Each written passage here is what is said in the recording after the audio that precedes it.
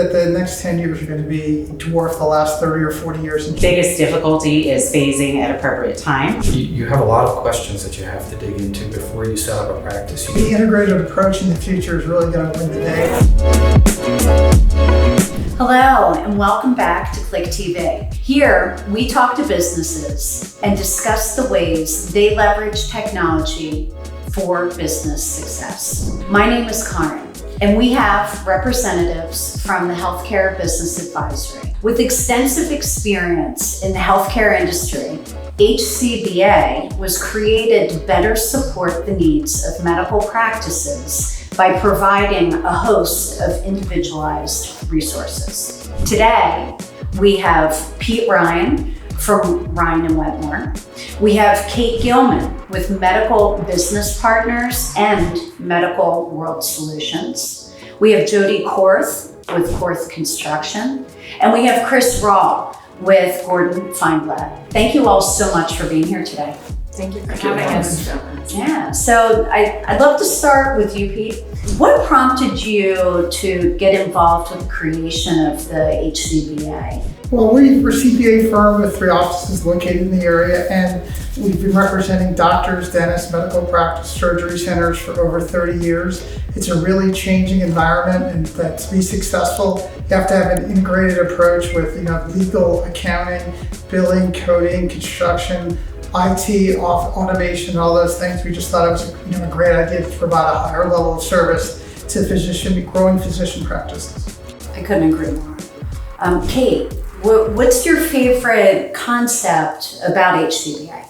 So my favorite concept, in addition to being a part of this amazing group of knowledgeable and experienced professionals, is that we gather once a month and we talk about different trends, news, issues, just items in the healthcare industry.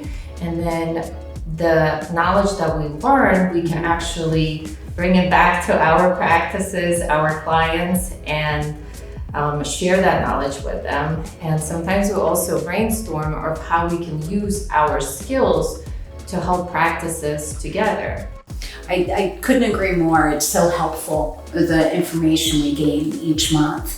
So Jodi, from a construction perspective, what's the benefit of negotiating a project? Well, kind of like having a group together in a collaborative effort. Negotiated projects are a very open book type of process. So every stone is unturned with the client, with the architect, with everybody, and you can really collaborate to get the truest numbers, so nothing is a surprise. I mean, there's always surprises in construction, but Right. The point is to really kind of nail that all out before we get started on a project. What unique features do you see with that for medical construction versus regular commercial? So with medical construction, depending on what we're doing, a lot of times we've done boutique doctor's offices, but we've also done a lot of surgical centers. With the surgical centers, we can't necessarily shut them down because they have procedures scheduled. So we're working in different phases to work around whatever those doctors' schedules are, patient schedules are.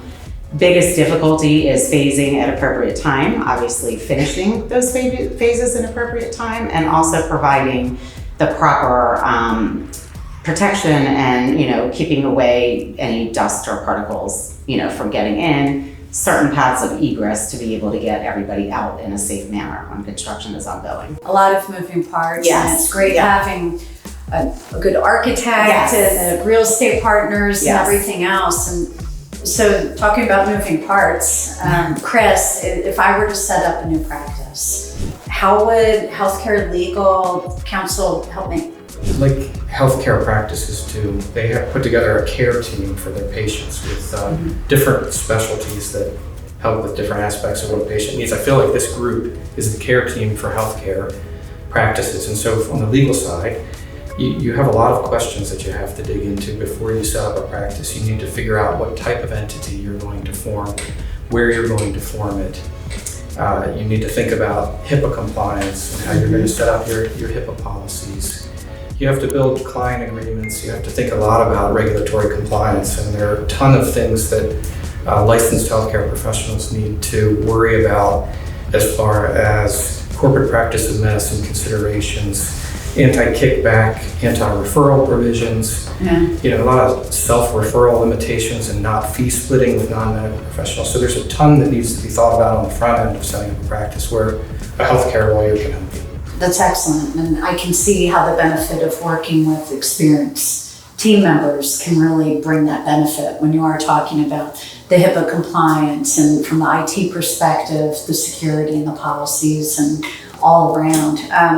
So I'd love to come back to you, Pete, and ask what it is that you really see as the opportunities in the landscape for medical practices over the next few years. Well, I think medical practices are going to change dramatically in the next couple of years. How they get paid is likely to change. Mm-hmm. And so we have a number of clients exploring, non-reimbursement insurance, who you're going to, insure with and what clients you're going to accept. The automation around healthcare, both on the financial side and on the visit side, is just changing dramatically. So I would say that the next 10 years are going to be dwarf the last 30 or 40 years, and just the change in the environment. So having good advisors who understand this change, how to capitalize on these things, just because the whole reimbursement, medical, how you're going to get paid, some of the stuff Kate can talk about is all going to dramatically change. And it's going to be about how we optimize, revenue per visit, cost per visits, and what, products we put in place to automate all these things.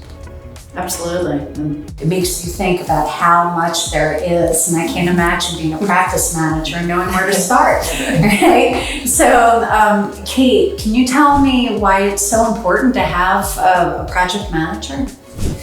So project managers usually take the lead role to plan, to monitor, and execute the project. Right.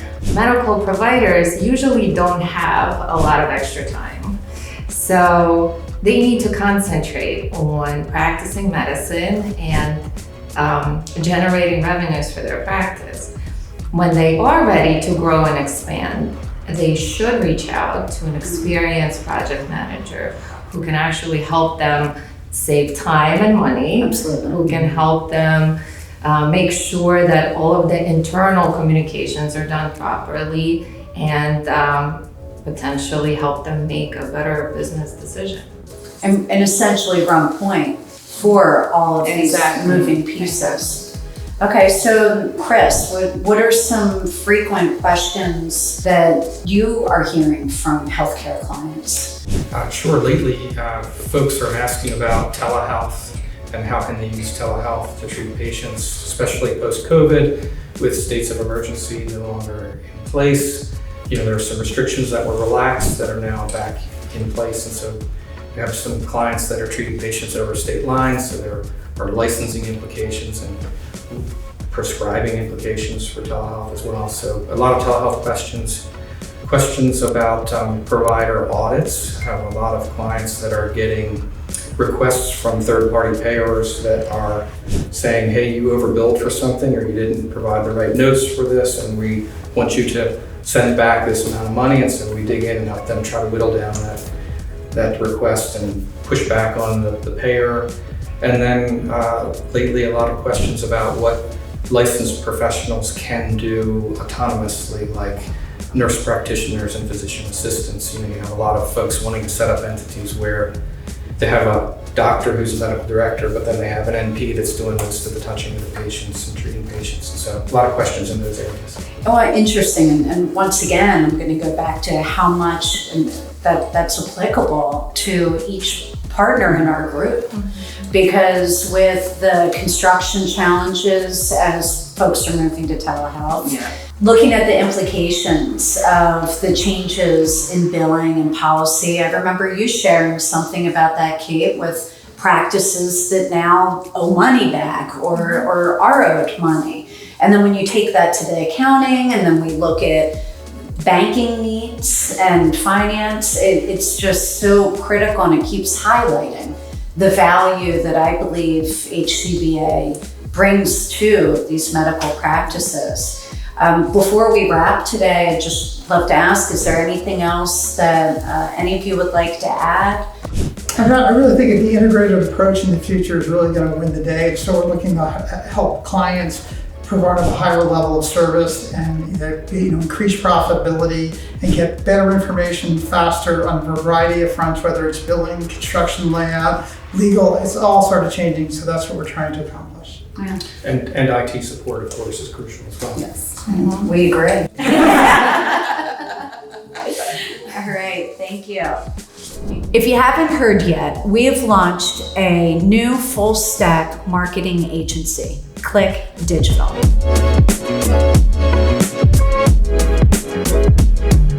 We provide a range of digital marketing services, from digital marketing strategy to website hosting, content creation, video marketing, blogging, SEO optimization, and so much more. Click the link below for more details, and thank you for watching Klik TV.